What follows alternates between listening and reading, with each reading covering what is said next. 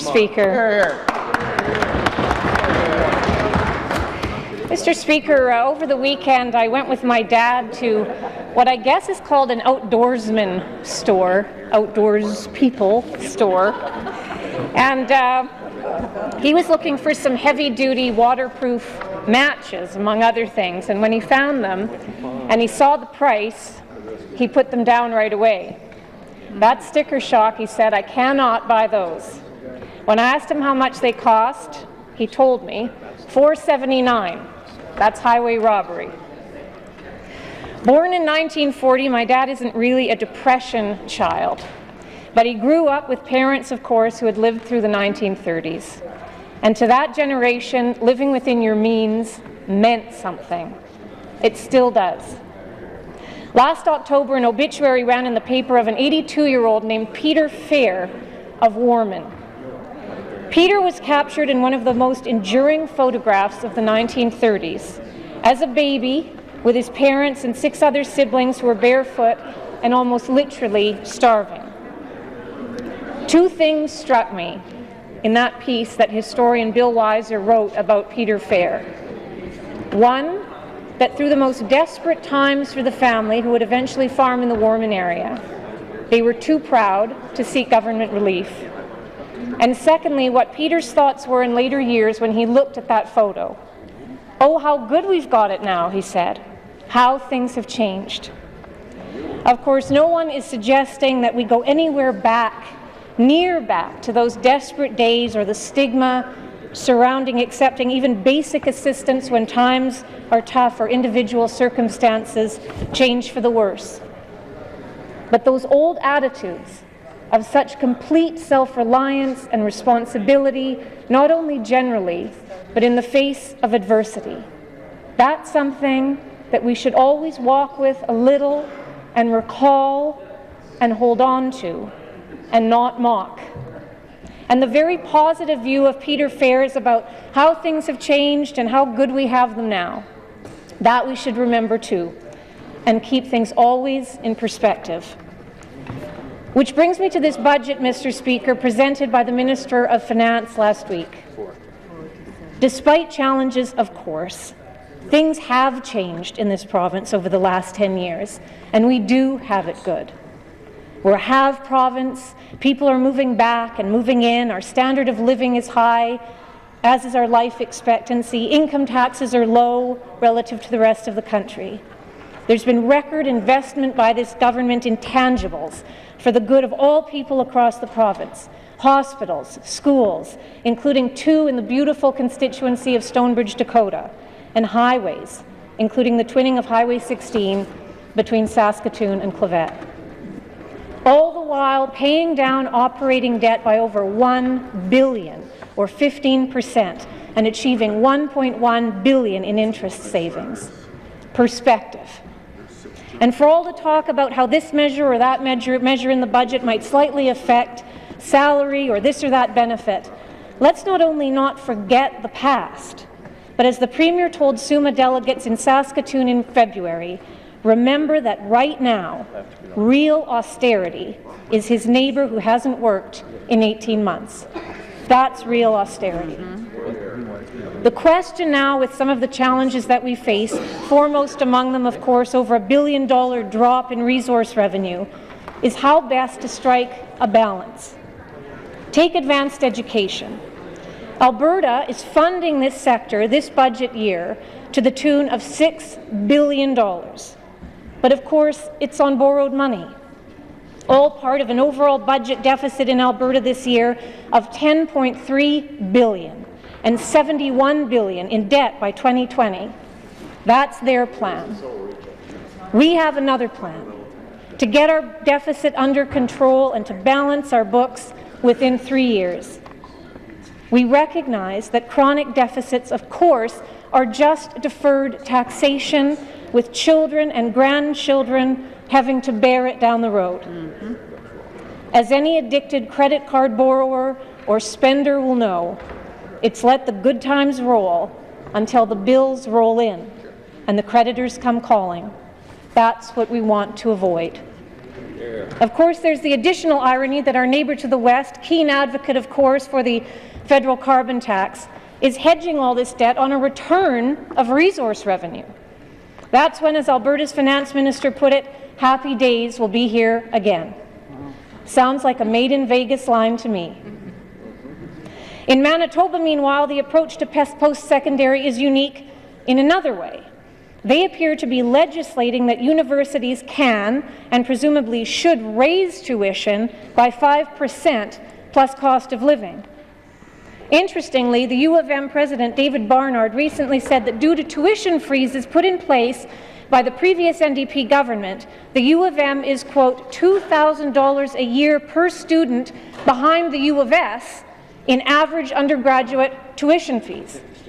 Had Manitoba been on par with the U of S, say, in recent years, he said, those additional funds would have enabled the University of Manitoba to provide access to more students with financial challenges through improved scholarships and bursaries and enhanced programming and facilities. That's the downside of tuition freezes, Mr. Speaker. We prefer to not prescribe too directly what our autonomous universities should do, to attempt to strike a balance and let them make their own decisions internally. Not, we hope, by immediately raising tuition or instituting layoffs, but by looking inward first, starting perhaps with spending, travel, hiring freezes, looking at their disproportionately high out-of-scope salaries, 2, 3, 4 times that of the Premier, and bringing about a bit of culture change of their own. Our universities do amazing work. I'm a proud alumna of one of them. But there is no doubt that the face of the universities has changed from small administration institutions 30 years ago to giant communication, consultant, conference-driven institutions today. Is what it is, perhaps. But it is interesting that 20 years ago, then NDP Minister Bob Mitchell commissioned the McKay Report, which asked the universities to, quote, take the lead to reposition themselves to meet the fiscal, economic, demographic, and technological changes occurring globally and locally. Intriguingly, 20 years ago, the NDP government of the day was urging universities to, quote, make the most effective use of scarce resources and ensure that universities were collaborating and communicating. The then government also asked them to, quote, develop a long-term process that would achieve efficiencies, in some cases program rationalization, and innovative approaches to student services and program delivery. Sounds a lot like transformational change to me. And 20 years later, it's long overdue. I also found it interesting to read that Quebec University rectors recently got together to tell their provincial government that $3.45 billion was woefully inadequate when it came to university funding. At least another $1 billion was necessary, they said, or roofs would fall into disrepair and other basic infrastructure would have to go unattended to. The question is, where does it end? How can simply saying ever more is needed without instituting fundamental reform remain sustainable year after year? Speaking of which, I received an irate letter the other day from faculty members at a federated college. They were annoyed about public sector compensation restraint and our government's respectful requests in that regard. Fair enough. But what struck me most about the letter was the lack of references to students. It was all about the faculty, Mr. Speaker, all about them, and how fiscal constraint would mean that the, quote, best and brightest academics will easily be attracted away from our province by institutions able to provide the usual percentage increases and annual increments, end quote. Perhaps we should take our chances.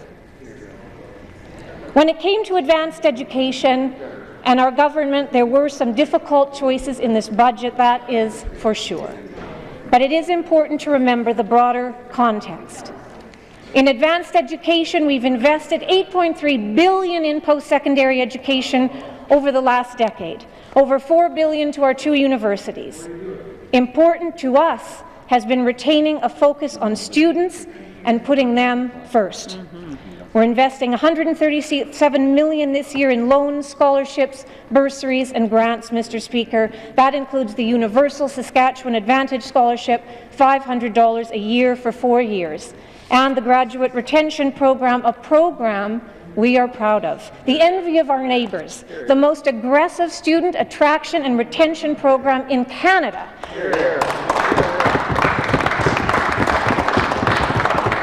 Which has seen $345 million paid out to 70,000 students. More important context, Mr. Speaker, is necessary around tuition fees. For one, some historical context. Average undergraduate tuition fees ballooned under the former NDP government between 1990 and 2007 by 227%. Wow. As well, and contrary to what the member for Saskatoon-Nutana has said, tuition across Canada is not an apples-to-apples proposition because Stats Canada averages all universities in a province. So Ontario, for example, has 20 and Saskatchewan has 2, so it can affect the numbers. Universities are, of course, autonomous institutions. They set their own tuition. But when you compare first-year arts and science tuition rates in our 2 universities compared to those in comparable institutions across Canada, our tuition rates actually rank in the lower third to lower half, Mr. Speaker. And there are many voices in the post-secondary world who also understand our current fiscal realities. One is the University of Saskatchewan Students' Union. In a recent letter, they wrote, "We are, quote, well aware that the costs of running a university are enormous and that much of the funding comes from taxpayer dollars." They stated, "It's of critical importance that a reasonable balance," they mean between government funding and tuition, be achieved. Another is Leah Hennekew, Board of Governors Chair at the U of S, who wrote in a recent letter, "I want to express deep appreciation for the current fiscal realities. We understand we have a key role in containing costs." Mike Fritzler of Luther College wrote, "Ultimately, we will have to balance our budget as we have every year. Please know we will continue to be careful stewards of the public funds we receive." These comments are much appreciated as we face these challenges together and continue to undergo transformational change. People sometimes ask me, they continue to ask all of us, what does transformational change really mean? To me, it's always been about common sense, about getting at the root, or re-getting at the root, the basics of what programs should be about. It's what we should always be doing. Ministers talking to each other, ministries talking to each other, colleagues talking to each other, and talking to stakeholders. It's not always about funding. It's about reassessing what we could do better, so that we're not duplicating things and we're always collaborating. I recently met with board chairs of the regional colleges and we discussed some very practical things. Why don't regional colleges do joint procurement? How did one college cut its travel by $100,000 with the use of technology? And how did the arrangement between another college and a local tribal council, which buses students into classes in the morning and back in the evening, get started? And how can other colleges arrange something similar? Practical, Mr. Speaker. Limiting process for the sake of process wherever possible, and focusing on students. And we're seeing practical transformational change in the student loan reforms we've brought forward, Mr. Speaker. To harmonize with changes the federal government is making, we're introducing a new $1,000 upfront grant for students who apply for loans, which will make funding more predictable and targeted to those who need it the most. Lower-income students in a typical 8-month program will receive about $4,000 in combined federal-provincial grants, and combined with the Sask Advantage Scholarship, $4,500. The great upside is that students will know where they're at, exactly what funding is available, so they and their parents can make informed decisions in advance and plan for the costs of post-secondary education. An important reform. We're also seeing transformational change in the North, Mr. Speaker. We're redirecting funding from Nortep Council to Northlands College so that there is only one institution in La Ronge running teacher education and other university programming there and across the North, and actually expanding it and branching into new areas. Some very exciting developments will be announced over the coming weeks and months. a stable board, good governance, and equitable access for all students who wish to attend. Let's let this process work now, Mr. Speaker, in the best interests of Northern students. Students whom I met when I visited La Ronge. One told me, a mature student who had returned to school and was working through his grade 4, that he wanted to be a plumber, which is wonderful. And a Northlands nursing student whose intention was to work hard and get her degree, she told me, so she could go back to her small community and help her people. Inspiring stories, and we're so proud of them. As we take heart in one particularly inspiring statistic that since 2007-2008, 48%, almost 10,000 more First Nations and Métis graduates have a post-secondary certificate, diploma, or degree in this province. Let's build on that, Mr. Speaker.